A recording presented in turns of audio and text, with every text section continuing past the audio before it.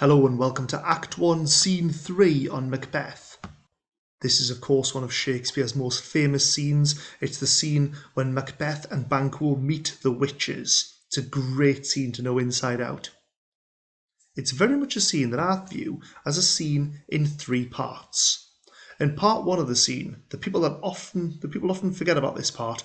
It's where the witches get up to their mischief. In part two of the scene, the witches give the prophecies to Macbeth and Banquo. And then in the final part of the scene, Macbeth finds out the prophecy has truth in it when he is called Thane of Cawdor and he starts thinking dangerous thoughts.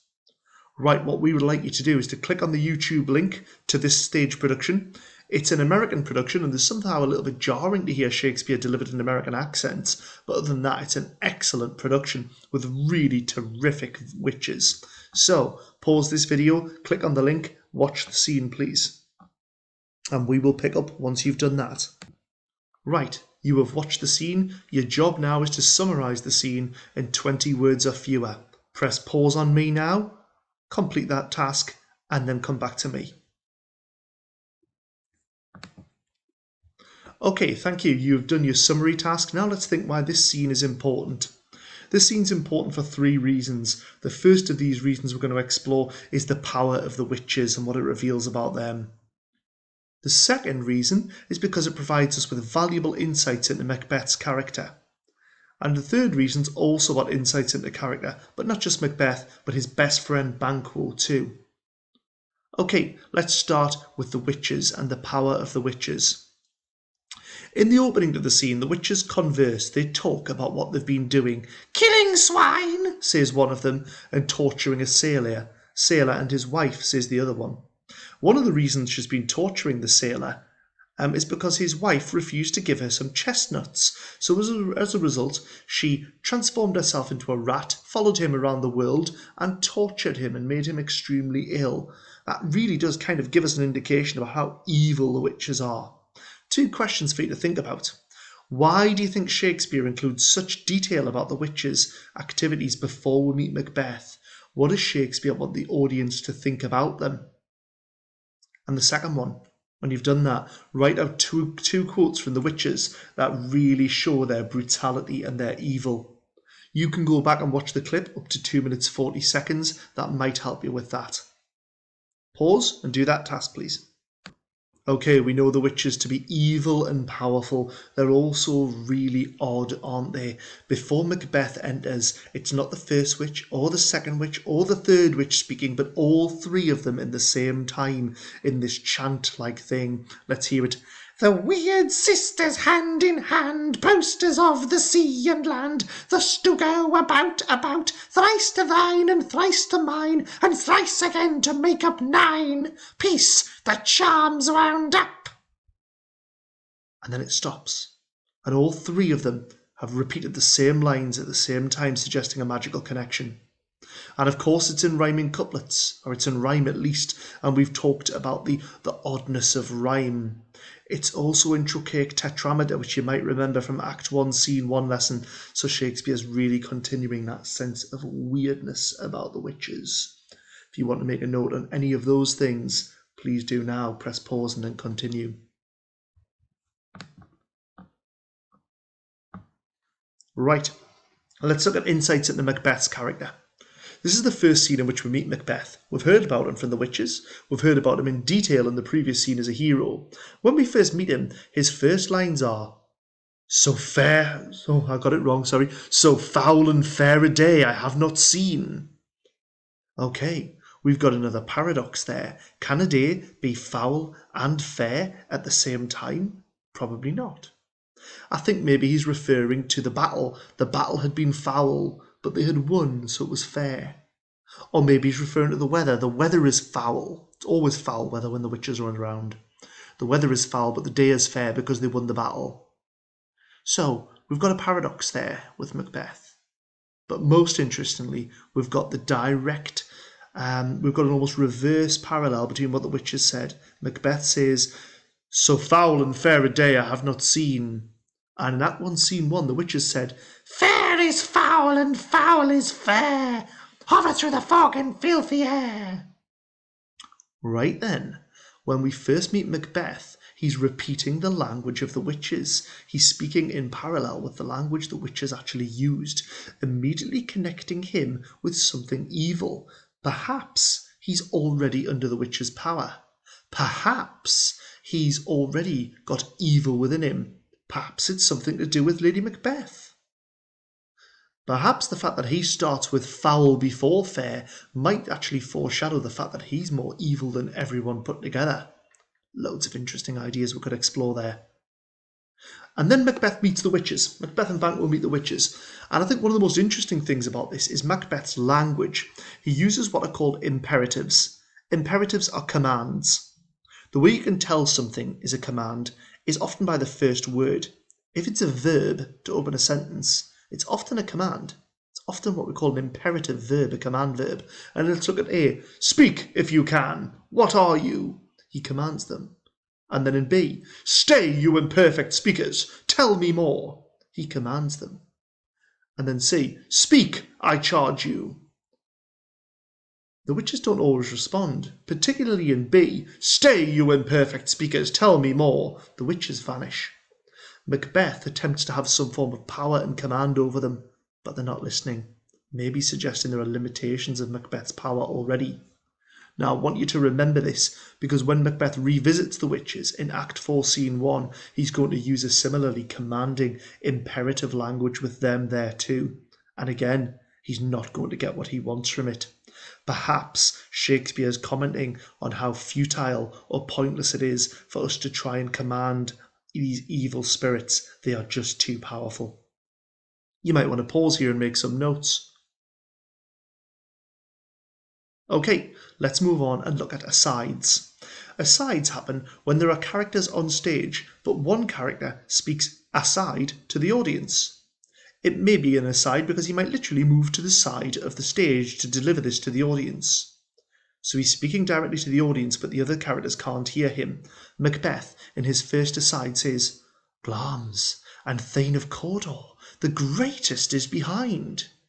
He's now been told that he is Thane of Cawdor as well as Thane of Glamis, and maybe becoming king sits now within the realm of possibility for Macbeth. Now this is a play full of soliloquies and full of asides. Characters speak to the audience directly a lot in this play, as they do in lots of Shakespeare's plays.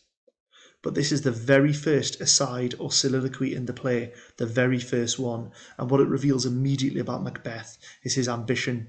He's immediately thinking about becoming king. This ambition also rears its ugly head again in the second aside. I will read this to you. Macbeth says to the audience, Two truths are told as happy prologues to the swelling act. Okay, happy prologues. A prologue is something that happens before the story, before the main story. The main story, therefore, is Macbeth becoming king. The swelling act suggests something growing unnaturally, doesn't it? Macbeth's ambition is starting to get the better of him. And then, now there should be a pause here, that's a mistake in my typing. There should be a gap between act and if good, because they're from different moments. Macbeth thinks about the idea of becoming king and says, If good, why do I yield to that suggestion whose horrid image doth unfix my hair and make my seated heart knock at my ribs against the use of nature? Interesting things we can explore here. The suggestion of becoming king must mean killing King Duncan, which Macbeth describes as a horrid image, which makes his heart knock at his ribs in fear, and also against the use of nature, because it would be unnatural for Macbeth to become king at this stage. Macbeth's asides, the first asides of the play, immediately reveal not only his ambition, but his potential ruthlessness to achieve this ambition. I might stop, pause here and make a note. Okay, we're on to the third thing I want to focus on now. Banquo acting as a foil to Macbeth.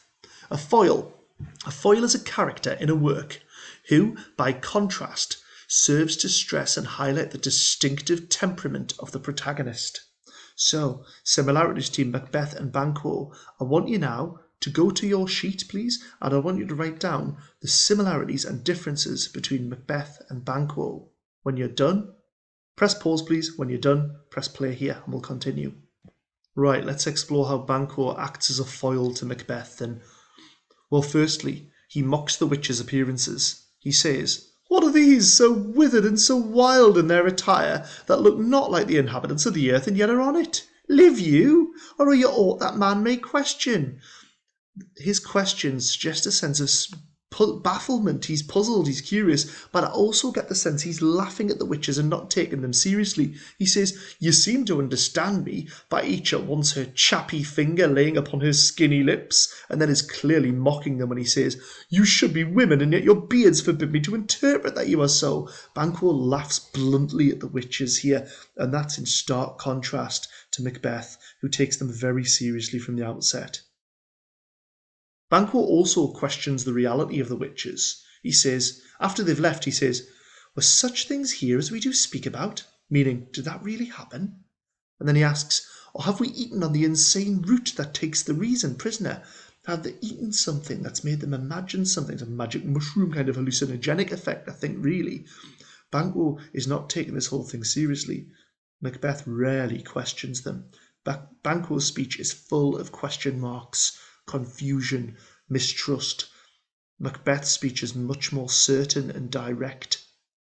He clearly believes, or at least wants to believe, the witches' prophecies. Banquo's more sceptical.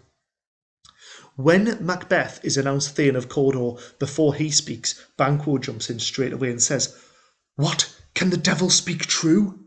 That immediately shows that when the prophecies are coming true, Banquo doesn't feel ambition. Banquo feels fear. This is dangerous. This is scary.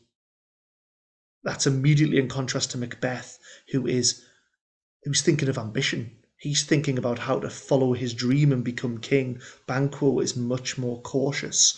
And in doing so, in number 4, he cautions Macbeth, he warns Macbeth and says, "But 'tis strange, and oftentimes to win us to our harm, the instruments of darkness tell us truths, win us with honest trifles, to betray us in deepest consequence." He's saying to Macbeth, be careful. They might have told you part of a truth, but they are going to betray you if you take this too seriously.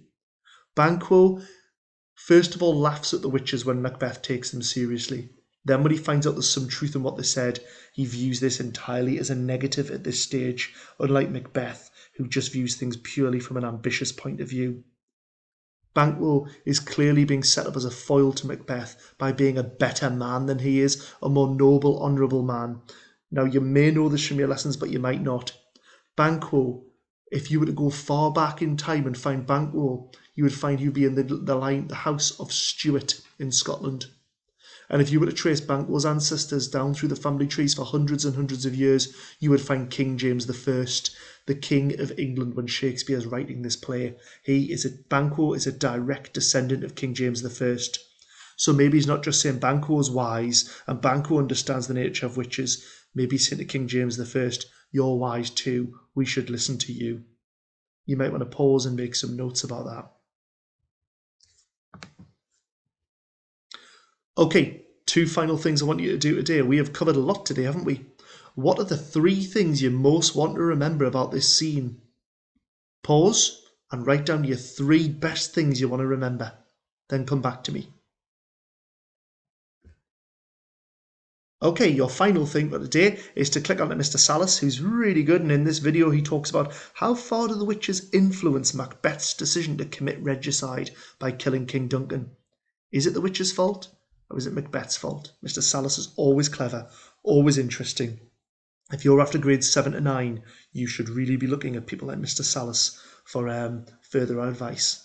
Okay, as always, share your work with your English teachers, preferably on Teams, or email them directly. And if you've got any direct questions you want to ask me about this, or even challenge any of my thinking, please directly email me, phil.bell@whitleybehighschool.org. Hope you found that useful. We'll get back to you with Act 1, Scene 4 next. See you later.